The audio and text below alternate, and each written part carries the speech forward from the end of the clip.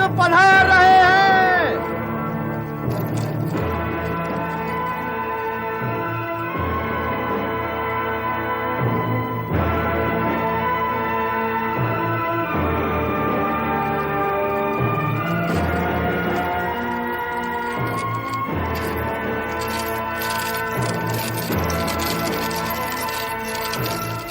शांति दूत का प्रणाम स्वीकार कीजिए महाराज।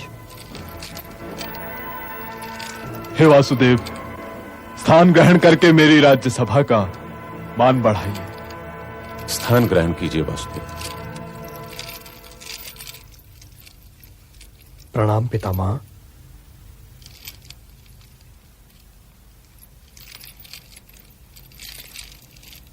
विराजिए, विराजिए तातश्री।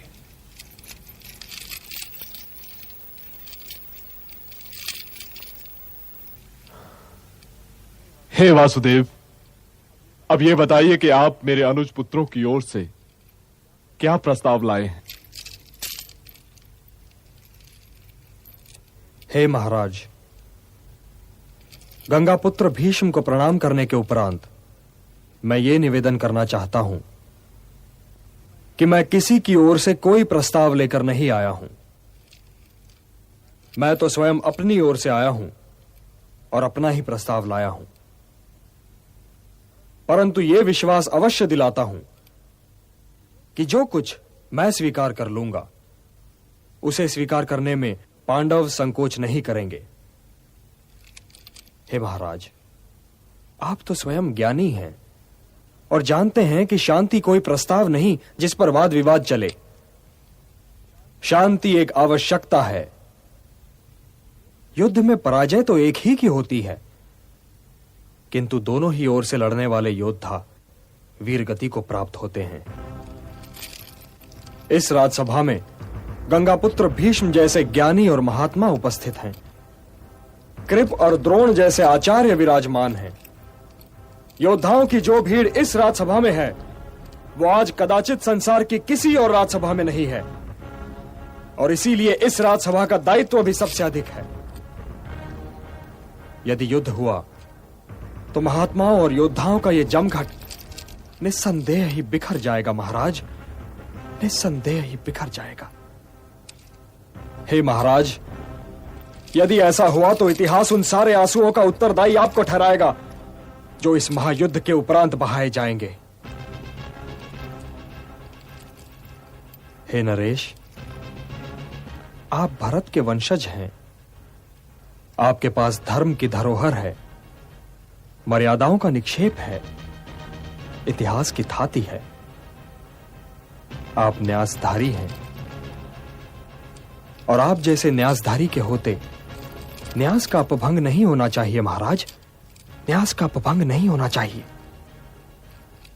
और इसीलिए हे धर्म ध्वज रक्षक, मैं जो कहने जा रहा हूं उसे ध्यान से सुनिए। शांति कभी असंभव नहीं हो सकती, और इसीलिए कुरुवंश को शांति के मार्ग पर ले चलिए महाराज, शांति के मार्ग पर ले चलिए, कि इसी में भरतवंश, भारतवर्ष और सारे संसार की भलाई है।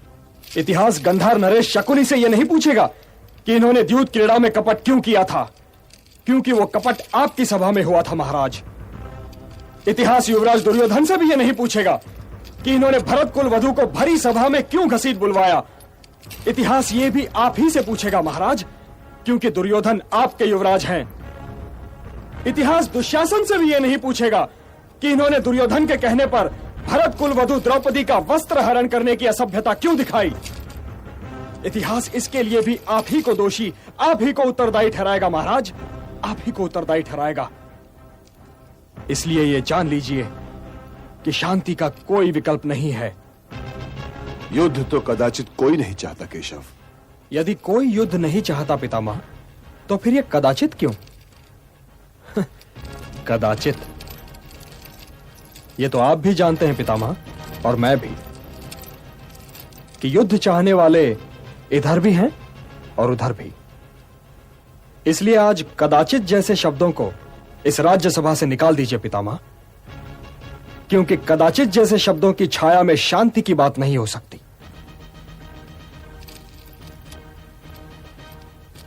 हे पितामह, समझाइए अपने नरेश को कि यदि कौरवों और पांडवों में मिलाप हो जाए तो यह सारा संसार उनका हो सकता है। उनकी राज्य सीमा के अतिरिक्त और कोई सीमा रह ही नहीं जाएगी। किंतु जो युद्ध हुआ महाराज, तो आपके पास कुछ नहीं रह जाएगा, न पुत्र और न ही अनुज पुत्र।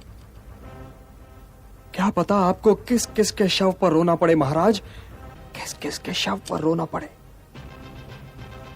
क्या आपके पास आपके अनुज पुत्रों में से किसी का शव आए महाराज, तो क्या आप उसे शत्रु का शव मानकर किसी प्रकार का आनंद अनुभव कर पाएंगे? हे वृद्ध नरेश, इससे पहले कि आप प्राण त्यागें, कुल को एकत्र कीजिए नरेश, कुल को एकत्र कीजिए। पांडव आपके स्नेह की छाया में पले बढ़े हैं। आपके स्नेह और आशीर्वाद पर आज भी उनका उतना ही अधिकार होना चाहिए। इसलिए हे धर्मध्वज रक्षक, इंद्रप्रस्थ उन्हें लौटा दीजिए।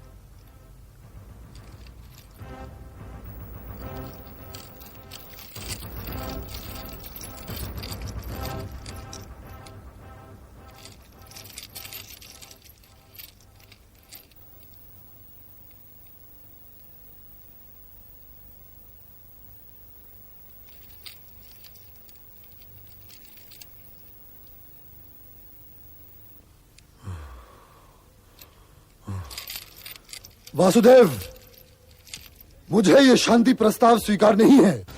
सोच तो लेते पुत्र। इसमें सोचना क्या है पितामह? पर्ण के अनुसार उन्हें 12 बरस के वनवास को स्वीकार कर लेना चाहिए था, और वे राज मांग रहे हैं। अपनी नात की आंच को धीमी करो दुर्योधन, धीमी करो। जैसे कुल्हाड़ी वृक्ष को काटकर गिरा देती है, वैसे ही व्यक्ति का कपट कुल्हाड़ी बनकर स्वयं उसे काट डालता है। और ये भी देखो वत्स, वासुदेव मित्र की भाषा बोल रहे हैं, और मित्र की भाषा ये कह रही थी कि मैं अपना आधा राज उन्हें दे दूं। यदि ये मित्रता है तो मुझे शत्रुता की परिभाषा समझाइए पितामह। शत्रु वो है युवराज जो किसी योद्धा को किसी अनुचित युद्ध के लिए भड़काए। जो कुछ भी वासुदेव ने कहा वही धर्म है। इंद्रप्रस्थ तो मैं कभी नहीं दूंगा कुलगुरु।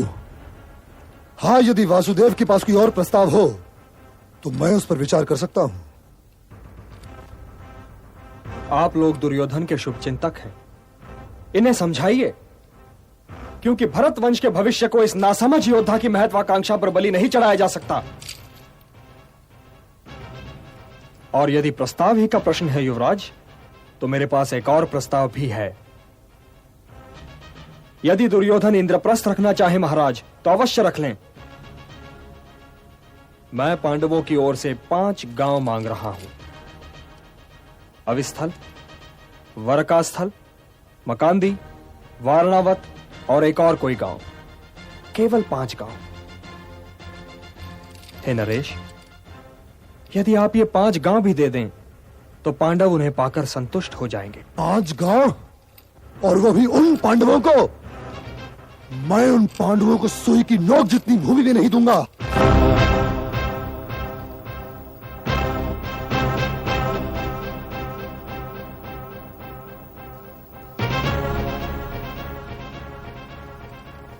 हे दुर्योधन, अपनी माता श्री शिव भक्तिनी गांधारी को अपने शव पर विलाप करने के लिए क्यों आमंत्रित कर रहे हो? वासुदेव, यदि तुम दूत न रहे होते तो तुम्हारे ये कहने पर दुर्योधन। इन्हें बोलने दीजिए पितामह, बोलने दीजिए। यदि मैं दूत न होता तो क्या कर लेते युवराज? यूं मेरी माता श्री की बात करने पर मैं तुम्हारी जीभ खींच लेता, और तुम्हें बंदी बनाकर कारागृह में डाल देता। राजदूत को बंदी बनाओगे युवराज? उस अतिथि को बंदी बनाओगे जिसके स्वागत के लिए कुरुश्रेष्ठ गंगापुत्र भीष्म और आचार्य श्रेष्ठ द्रोण और कृप गए थे? हे अहंकारी दुर्योधन, यदि हमें बंदी बना सकते हो तो अवश्य प्रयत्न करके देख लो।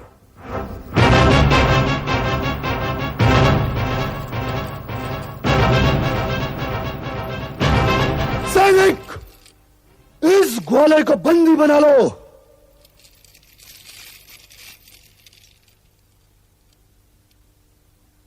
अरे मूर्ख, क्या कर रहा है?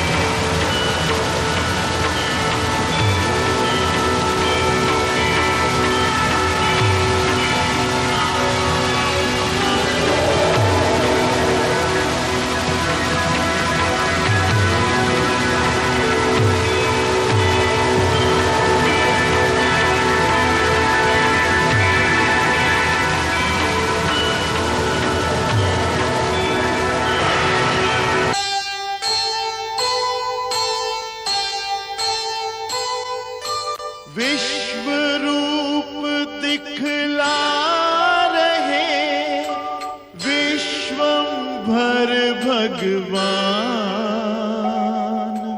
आंखें जिनके पास हों ले इनको पहचान, ले इनको पहचान।